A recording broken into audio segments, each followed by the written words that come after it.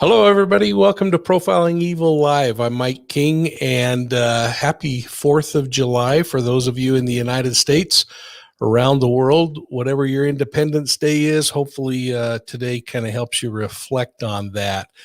I thought I would just take a few moments and jump on. I've had so many emails in the last couple of days about the Wells case and about the Vallow murder report that I thought I would jump on and talk a little bit about that. So to our mods, thank you so much. Miss Sophia, Barb, it's great to see you. Barb Nauman, Michelle Morris.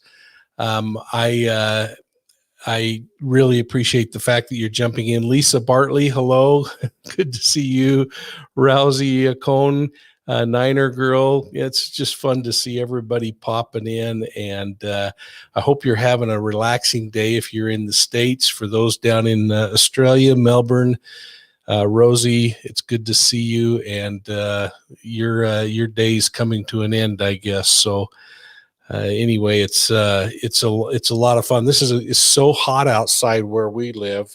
It's been nearly 100 degrees every day, and we actually went up to the cabin over the weekend, and there were so many flies, and it was so hot that everybody decided to come home. So we're now relaxing in our nice air conditioned houses. So let's just relax today, visit a little bit. We got the back office here. They actually are listening in, and they'll just pop up some questions as we go along, and we'll just chat a little bit, maybe answer some questions that you have. So again, thanks to all of you for jumping on. It's been interesting the last couple of days to watch and listen to the many comments that are being made in regard to the released police report on the Vallow murder. And I want to talk a little bit about that, maybe share a few thoughts that I've had on that. I've also been really interested as I've watched you should see this, have seen this morning. I released a little video on Summer Wells and her disappearance and some of my thoughts on that. And I'll answer any questions that you have on that I can answer, excuse me, as well. Great to see Aggie from Stockholm. I guess it's now getting evening, 8-9 o'clock there for you. So thank you, Mimi J2. Great to see you jump in. And I always have to apologize to my wonderful mods. I rarely give notice, and I blew it and didn't do it again. But Aggie, thank you so much for that kind donation. That's very kind of you. And but thanks for jumping in. Please fire your questions away. Let's look into Dior Kuntz Jr. Dior Kuntz Jr. from Idaho. You know what? I don't know who that is. There are so many stinking homicides and whacked out cases. So send something to the evidence room, Trigger Lynn. If you are not familiar with that, and anyone jumping in, the evidence room is profilingevil.com/evidence room. And there you can put all the information. The more information you put in there, the easier it is for us to tackle that. Julianne Berry is a new member. Oh, here's the link. So if you go into profilingevil.com and look at the evidence room, you can go in and fill out this form. And again, the more information you put in there, the more likely it is that we'll look into a case or pass it on to the appropriate authorities. So make sure you're taking advantage of the evidence room link and putting those in there. Let's see. Tyler's in the back. He's going to send me questions as they come up. And again, I hope you all are having a wonderful 4th of July, wherever you are in the United States, wherever you are in the world. Thank you for tuning in. It's a day off for us, so we're taking advantage of it and just kicking back and relaxing a little today. It was interesting because last week the Chandler Police Department released a redacted version of the State versus Lori Vallow homicide case that has now been filed in the death of Charles Vallow.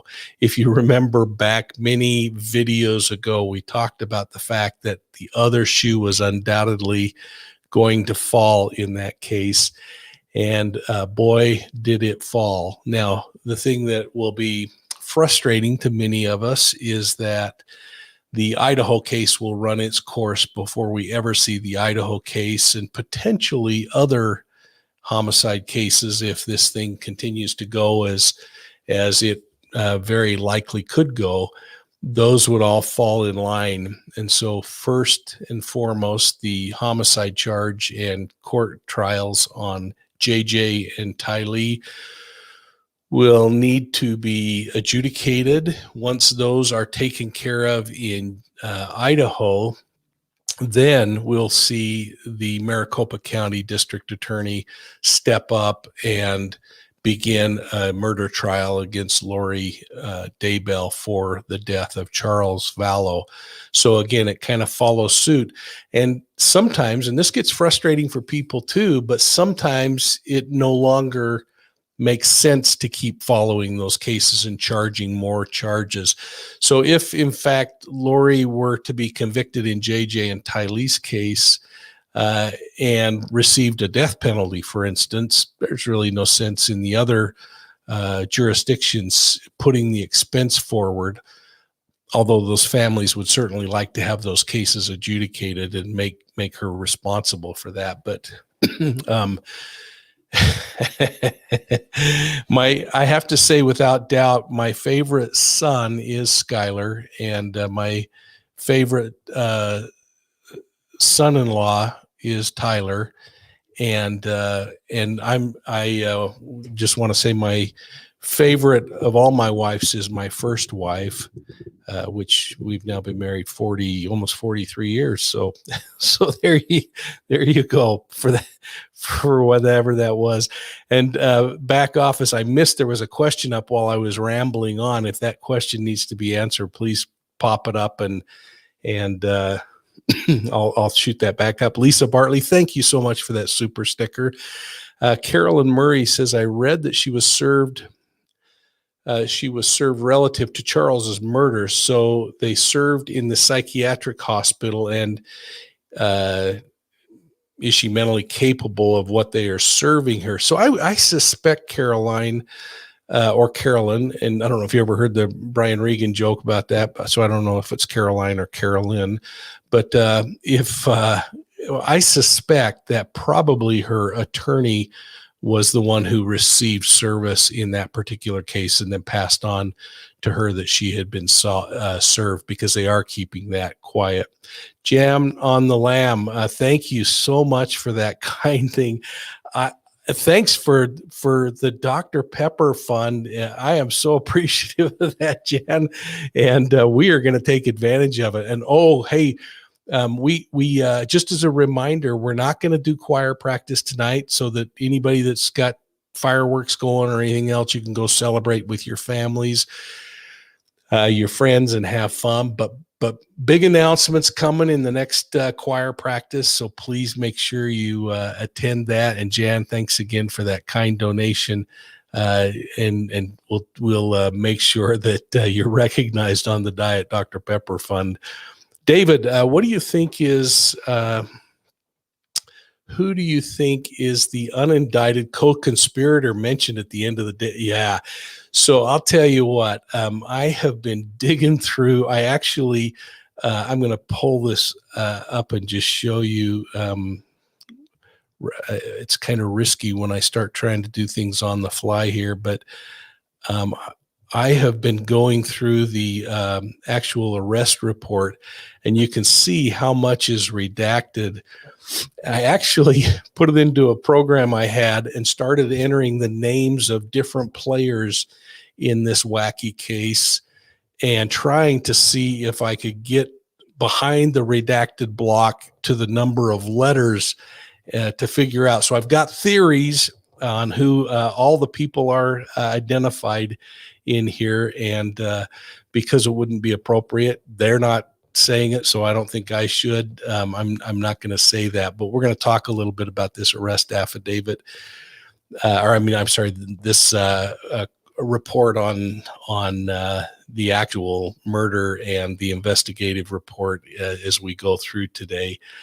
What I wanted to do, though, is tell you I've been working on the timeline, and many of you have seen this timeline.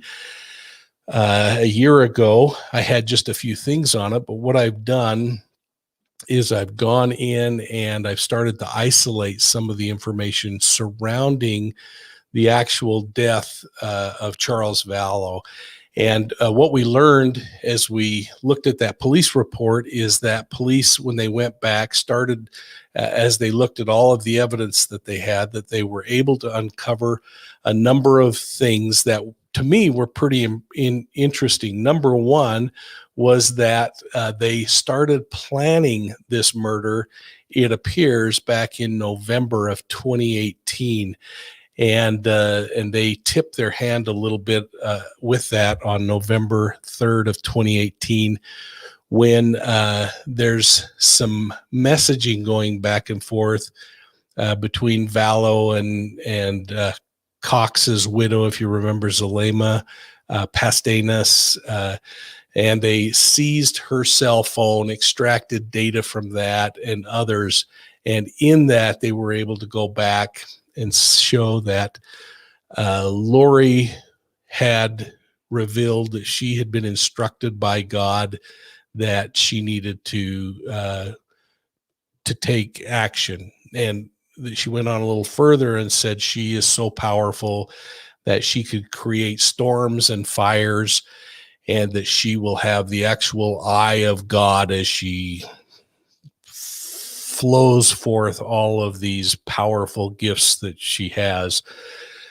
Mimi J2, do you think that Lori beat Chad to the incompetency claim, or was it pre-planned? That is a great question. I keep going back, Mimi, to this idea of spousal privilege and whether there's something that's happening here and they fear that the bottom line is, on spousal privilege, you can't force the spouse of a defendant to testify in a criminal case against them.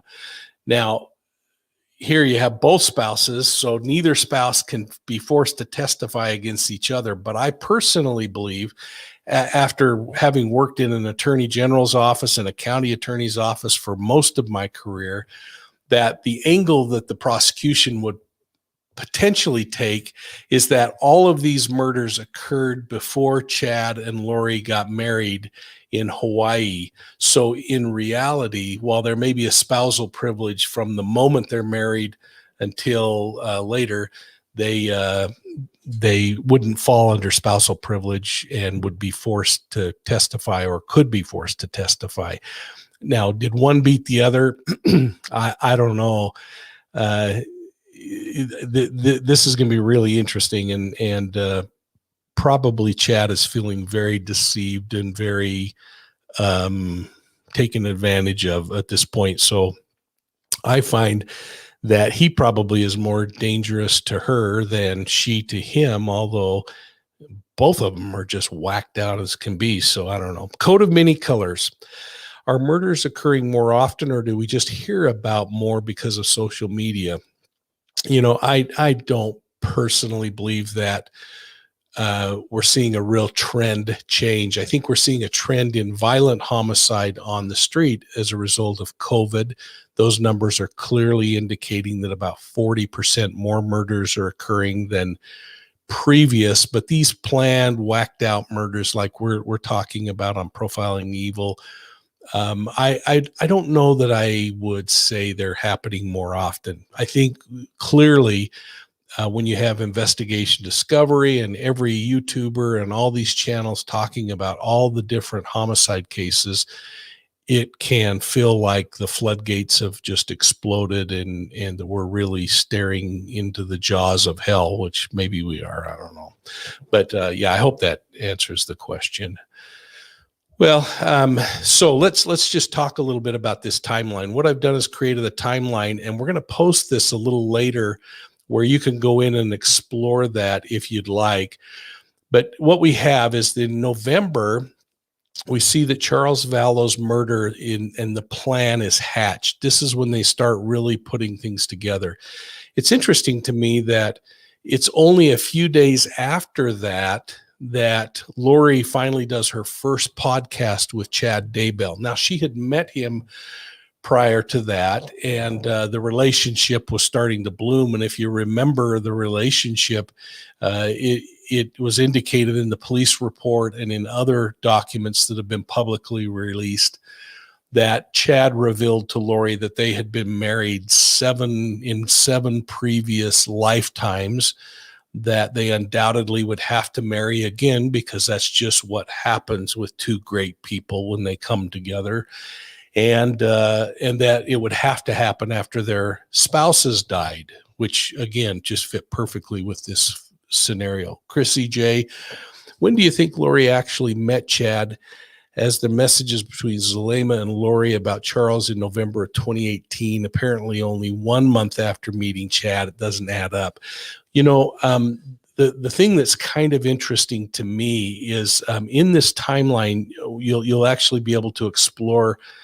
I go into the point when Lori actually, let's see if I can quickly find that here. And if not, I might have a little bit of a glitch going.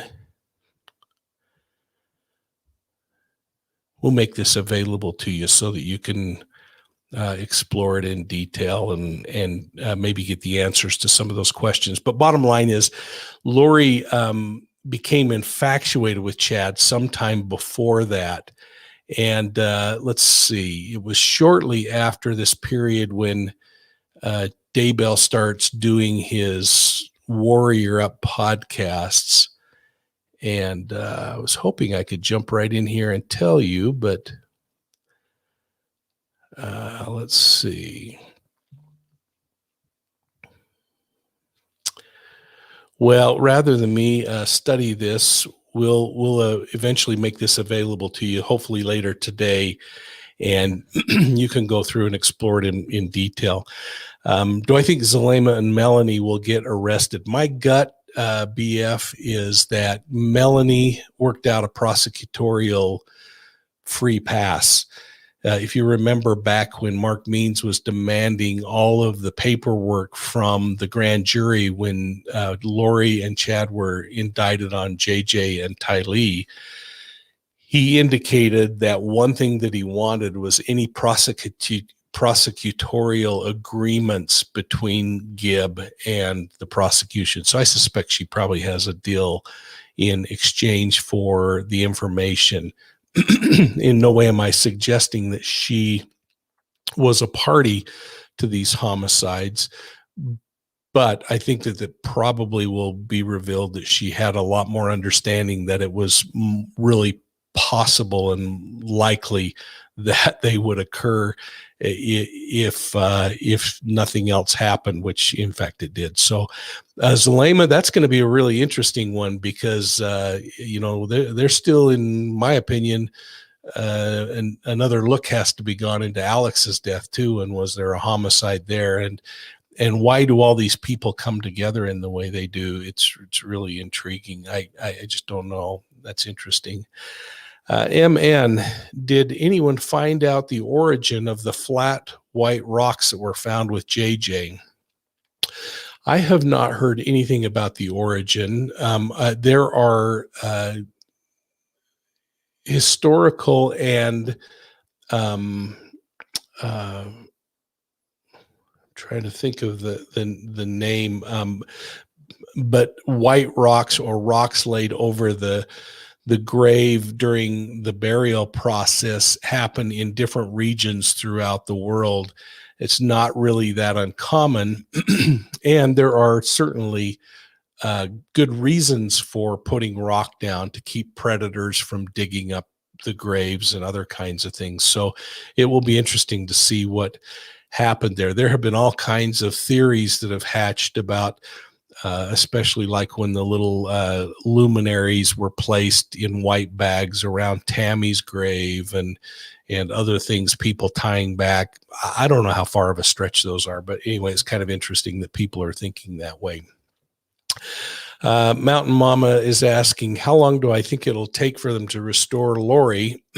How often does her care team have to give updates? So the clock runs in a 90-day and 180-day cycle. So right now she's on the 90-day cycle, and the court will reevaluate her in another 60 days or so to determine whether she's able to stand trial.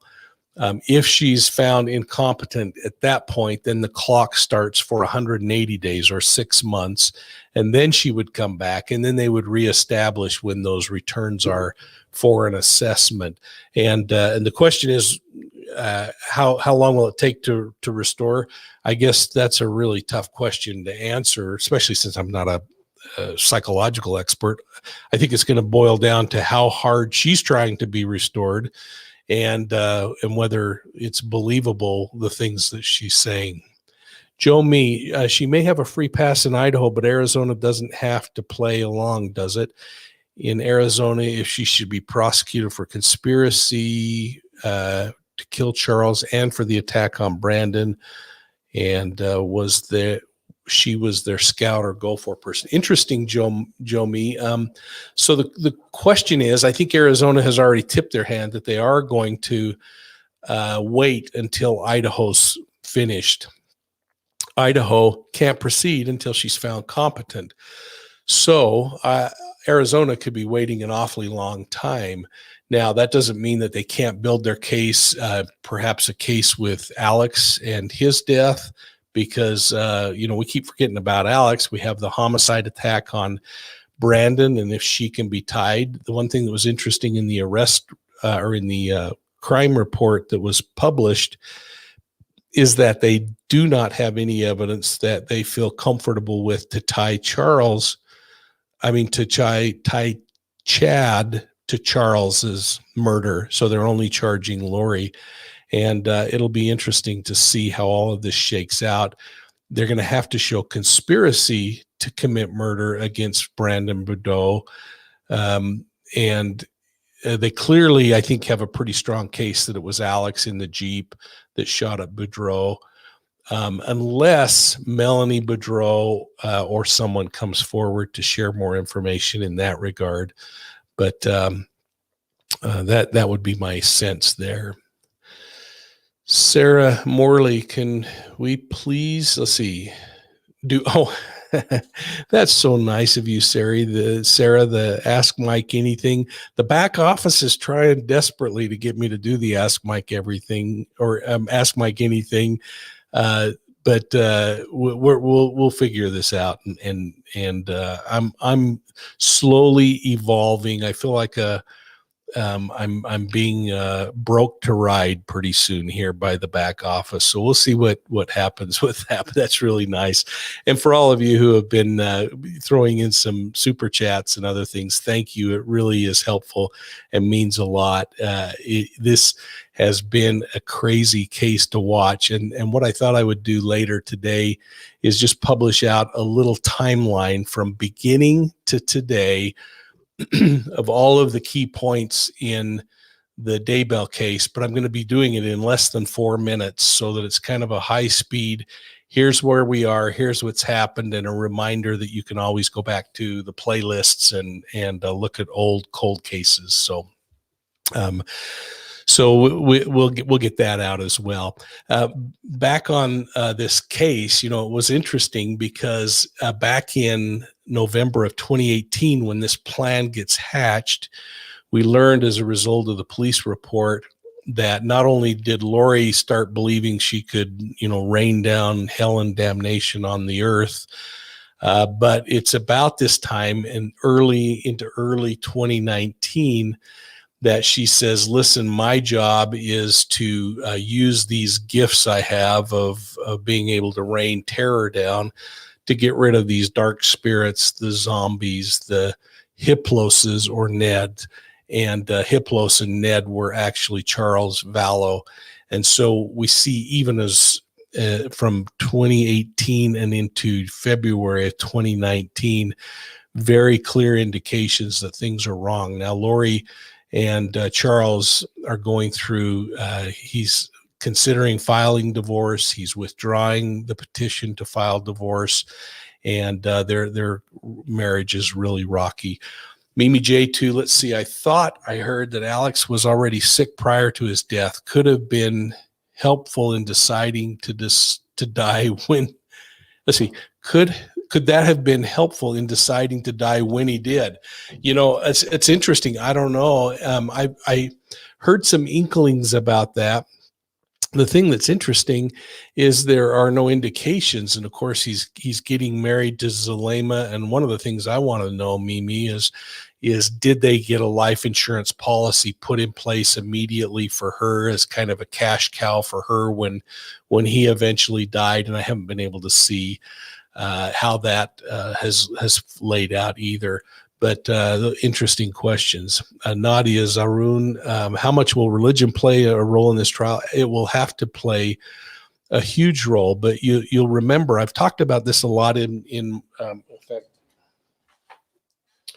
my book Deceived. I talk a lot about how religion plays roles in these cult cases. And the thing that's so intriguing about this is you have to remember that we can get really stuck in the weeds when it comes to religion. And what the prosecutor needs to do is focus on the elements of the crime, the elements of conspiring to commit murder, the elements of murder. And then you add the religion as an aggravating factor. But there is no question that religion is going to play a huge part in this, because everything that they did was based on this belief that Charles Vallow, JJ, Ty Lee, that their spirits had been taken over by zombies or demons in their belief system, and that they were ridding the world of these horrendous things. This is where I go back to, this is why it's so important to prove the behavior, because in fact, if they were crazy and they really believed these were zombies, I personally think they would have been shouting from the rooftop that they had killed some zombies, not hiding it and going off to Hawaii to get married and have a good time together. So this will be interesting to see how they manage that as it unfolds. As we looked further at that police report, I wanted to point out a couple of things that we start seeing them come together as a group. So we see Alex starting to be involved in the texts about Charles Vallow, and we see Lori and Zulema and others who have been redacted out of the report. Then we see a really important thing that happens before the homicide. Lori goes on and starts searching the IRS or the Social Security website to see how much money would be available to her if her husband dies. And that becomes really important for later as well, because once he is dead, she is then found texting Chad and saying, hey, I found out that Ned, Charles, changed the beneficiaries on the Social Security, and I'm not getting that, but I'll at least get the $4,000 that I was promised anyway. So, Mike, do you think Julie Rowe is involved? Is her name in the most recent document? I'm super curious, and thanks for your channel giving us insight. Thanks, Diane Harlow. That's really nice of you. I think Julie Rowe is certainly a player in all of this. Now, when you say involved in the doomsday belief system and this like-minded thinking, a lot of people were involved in that whose names have been chatted about, but I haven't seen anything in an official document, and I haven't been able to figure out from where they redacted things what names really are tied to what events. So let's see. Since Lori is up on charges for Charles' death, is she still able to collect his Social Security? Boy, wouldn't that be interesting? What a great question, Mama.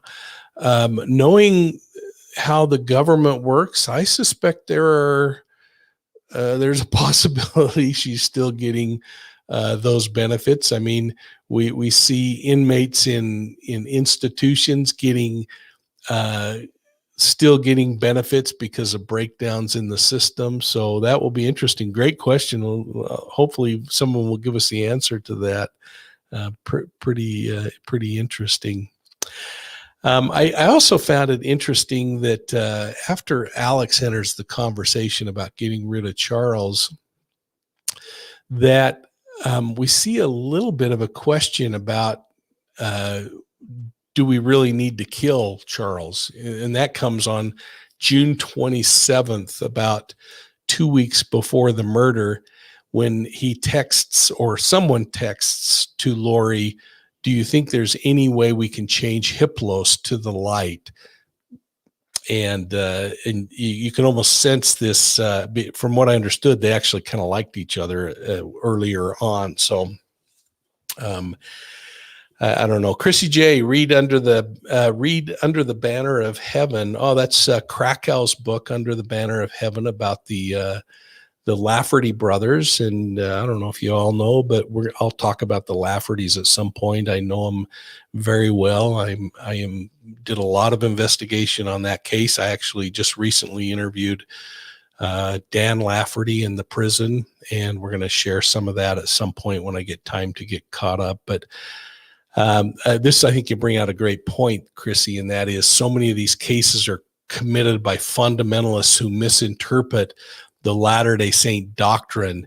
And it's something we actually learned when I was in charge of doing the ritual crime investigations in the state.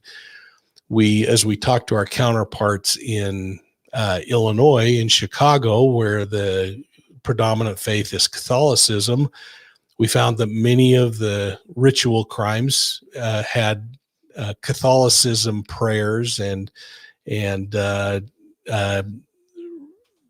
personality in those cases. When we talked to our colleagues in the Great South, we found that some pretty strong Christian Southern Baptist traditions were involved in those crimes.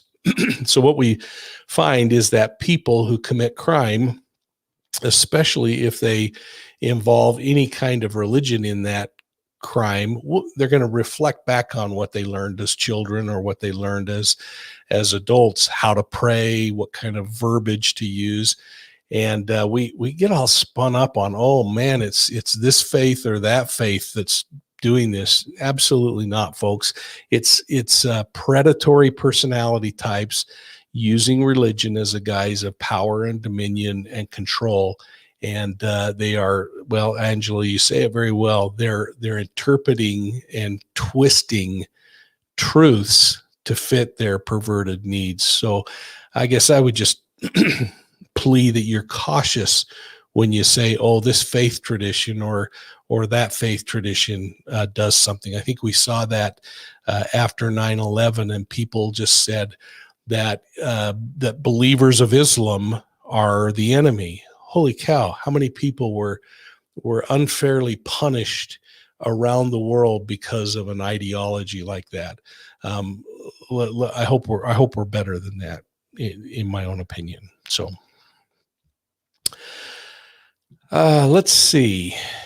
The other thing I thought was interesting in that police report was that they finally revealed that Charles discovered this fictitious letter that Lori had about writing the book. And even shows and others have kind of purported that Charles was all aboard on this, having Chad help him with the book. This was actually on June 29th of 2019, a discovery, in his opinion, that Lori and Lori and Chad were having a relationship. And it was during that period that Charles started talking to family about doing an intervention with Lori to try to stop her from all this crazy thinking. So let's see, Tina, you want to switch gears a little bit? I pray that Summer's parents aren't the ones that harmed her, but poverty in that family truly breaks my heart. Thanks, Tina. Yeah. The Summer Wells case is really interesting. Again, I'm hearing a lot of folks take really strong positions on on Candace and Dawn in particular, very well could be responsible for the disappearance of their daughter. But then on the other hand, they may not have anything to do with it. But we have people getting in these camps with little or no knowledge, deciding whether these parents or neighbors or the sex offenders in the community are responsible. And so I just keep saying, let's just look at facts as they unfold. Let's keep an open mind. If you form an opinion, kind of keep it to ourselves as we think about things. And some things really bug us, but do they bug us because it's not the way we would do things, or because it truly is evidence that they have done something wrong? And that's the thing that I worry about when I see some of these kind of knee-jerk decisions there, or angles that people are taking out there. I don't know if mom was under the influence of drugs when she gave her discussion points last week. I don't know if dad committed assaults against children like a neighbor or a brother or somebody else is socialized. All I know is what is publicly available. And when I looked at his criminal history, I didn't see child sex abuse on there anywhere. So I don't know those answers. All I do know is what I did see, which were narcotic violations and thefts and domestic violence. And it's clear that that little family probably has had a pretty tough go of things, just looking at their situation. But anyway, so I can answer questions on that if you have specifics that you want to talk about. My video I posted this morning was, are there subliminal messages in what the parents are saying? And the true message that I think I was trying to get across is, there may be, but I don't know. In order to determine that, you would need to know what this individual is like in their normal conversation. You know, some people have just got a defeatist attitude. Some people have had a life that has encouraged a defeatist attitude, that just bad things continue to happen in life and you just roll with the punches. Other people are not satisfied with that. But it's really frightening to me when we just start spouting off theories without anything to back it up. And I think the thing we need to back it up is the authorities that are handling the case and information that's released professionally. Debbie Moeller, thank you so much for that kind donation. Stefan Adika told me, oh, thank you. And thank you for buying the book. Folks, yeah, please buy Deceived. It's we are just so pleased that this book is about an investigation I did 30 years ago, breaking up a ritualistic cult. And we were fortunate to rescue about 32 children from that cult. And finally, after 30 years, because of COVID, we decided we needed to tell the story.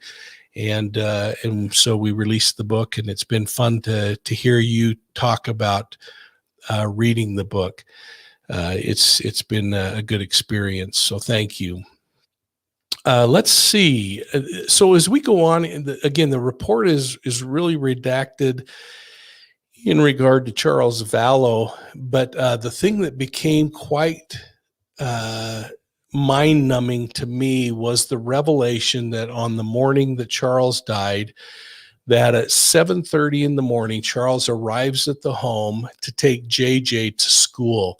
Now, something happens, and I wonder if he was killed immediately, because by 7:35, I think, let's see, maybe 7:40, looking at cell phone data and information from the vehicle, Lori takes JJ and Tylee and leaves, and they go and get some breakfast, and they do a little shopping and then they come back after all of that. But I was a little bit, I'm really intrigued by a couple of things. One is that the revelation that there were 2 shots fired. Now, when you look at the actual crime scene video from police body cam, you hear police talking about 4 cartridges that are on the ground, 2 that are on the left side of the body as Charles laid on his back, and 2 that are on the right side of the body. And we did a pretty extensive video on that. Today, or in the police report that they released, they talked about two rounds. One that was fired that hit, sounds like center mass on Charles. Center mass is like right here. And probably knocked him back and onto his back, because it sounds like the second shot entered through below the rib cage and then exited out by the left shoulder, indicative that he was on the ground when he was shot that time, which takes away all of Alex's argument that he was defending himself. What troubles me even more is that he was probably just walking into the house toward the kitchen and the hallway that proceeded down the right-hand side when he was shot. And so any subsequent shots would have been around his body, which would be consistent with what we were looking at first. But the other thing that really troubled me and was also kind of nice to hear, only because we had predicted it in the earlier video, was that there was no resuscitative efforts by Alex, even though he was feigning on the phone that he was doing chest compressions. And the reason we know that, initially, I said that there was no way that he had done that because there was no blood on him, Alex, or on his jeans, or his voice didn't sound as though, because having done chest compressions a couple of times on people, that is really hard work. And he certainly didn't sound like he'd been doing that in that particular case. But as soon as the paramedics got there and started chest compressions, as soon as they started chest compressions, then blood started coming out of Charles. So it was actually the pressure that forced the blood out. And had Alex done any chest compressions, there would have already been blood out, because that's just the process. That's why you do the chest compressions. So Chrissy J, any news on Orrin and Orson? No, and I'll tell you, Bakersfield is staying really quiet on that case. It makes you concerned that they are drying up leads, but I have not heard anything new. Thanks for asking that. The other thing I found interesting, and then we'll kind of move on, is that Alex allowed Charles to lay on the floor. Now I would suspect he was probably dead immediately. And the reason I say that is because, again, they didn't see blood until they started chest compressions, the paramedics.